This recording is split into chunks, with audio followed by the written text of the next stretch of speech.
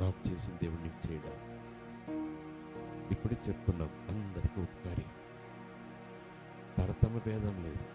పడిన వారిని లేవనెత్తుతాం, చెడిన వారిని బాగు చేస్తాం, చేతున్న జీవితాలను సమకూరుస్తాం, ఎండిన కట్టెలాగా కుటుంబాలను చిగురింపచేస్తాం.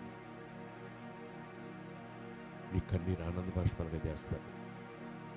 నిన్ను పడిపోనివ్వడు, నిన్ను మర్చిపోడాయన, నీ మీద దృష్టి పెట్టాడు ఆయన, నీ మీద లక్ష్యం ఉంచాడు ఆయన. ఓ తల్లి, ఓ తండ్రి, ఓ తమ్ముడు, ఓ అన్న, యేసయ్య ఎంత మంచోడు, నీ యేసయ్య ఎంత మంచోడు. చిగురింపజేస్తాడు నీ జీవితాన్ని. మర్చిపోలేని అనుభవాలు నీకు ఇస్తాడు ఆయన. ఏమోనండి, నాకు ప్రార్థన చేయటం సరిగా రాదు, వాక్యం చదవటం సరిగా రాదు, నా భక్తి అంతంత భక్తి, వానాకాలం భక్తి. ఈ రాత్రి ప్రభువు సన్నిధిలో నిలబడి చెప్తున్నాను, నువ్వు భక్తి చేస్తావని ప్రేమించాడా నిన్ను? బైబిల్ చదువుతావని ప్రేమించాడా నిన్ను? గొప్ప ప్రార్థన చేయగలవని ప్రేమించాడా నిన్ను? నువ్వు పాపిగా ఉండగానే నిన్ను ప్రేమించాడు, నువ్వు పడి ఉండగానే నిన్ను ప్రేమించాడు, నువ్వు చెడి ఉండగానే నిన్ను ప్రేమించాడు. ఈరోజు నీ భక్తి చూడడు, నీ గుండెలు చూస్తాడు, నీ వేదన చూస్తాడు, నీ విరిగి నలిగిపోతున్న హృదయాన్ని చూస్తాడు, నీ బెంగను చూస్తాడు. ఆయన పని పడిన వారిని లేవనెత్తటమే, చెడిన వారిని బాగు చేయటమే, బూడిదకి ప్రతిగా పూదండని ఇవ్వటమే. He will change your life. He will change your future. He gives you hope. He gives you happiness. He gives you peace.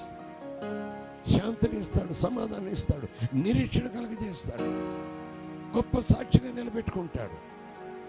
ఈ ప్రేమ నీతో ఆగిపోదు, నీ పిల్లలకు ఈ ప్రేమను పంచుతాడు, నీ పిల్లల పిల్లలకి ఈ ప్రేమను పంచుతాడు, నీ పిల్లల పిల్లల పిల్లలకి ఈ ప్రేమను పంచుతాడు. అంత గొప్ప వాగ్దానం చేస్తాడు నా Yesayya. Thank you, thank you. ప్రార్థన చేసుకుందాం. ప్రార్థన చేసుకుందాం.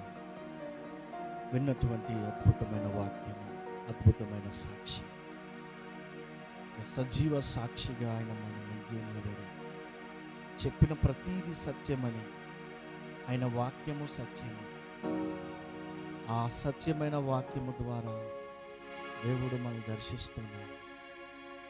ఈ రాత్రి కూడి ఉన్న ప్రతి ఒక్క హృదయంతో ప్రభు మాట్లాడారు, మనల్ని దర్శించారు.